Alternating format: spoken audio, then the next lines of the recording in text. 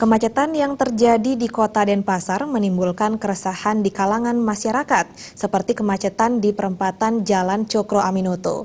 Masyarakat berharap pemerintah mengantisipasi kemacetan tersebut demi kenyamanan berlalu lintas. Padatnya arus lalu lintas di Kota Denpasar akibat tingginya jumlah kendaraan menimbulkan keluhan di kalangan masyarakat. Kemacetan yang terjadi di perempatan Jalan Cokro Aminoto Denpasar misalnya.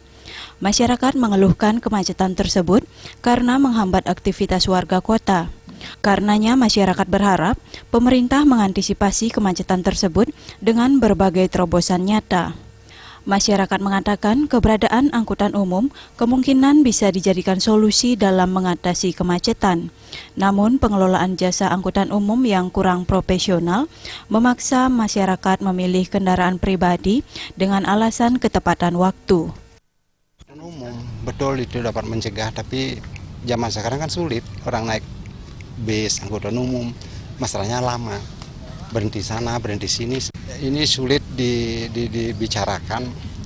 Masalahnya kadang sudah kredit kan ini, jadi katakanlah pemerintah terlambat di dalam mengantisipasi membludaknya kendaraan roda 4, roda 2. Coba bayang sekarang, truk 2 truk datang habis, ya kemana mereka kan ke jalan. Sedangkan jalan tidak sesuai dengan perkembangan atau pertumbuhan jalan, apa kendaraannya. Lalu lintas di Denpasar ini masih semeraut.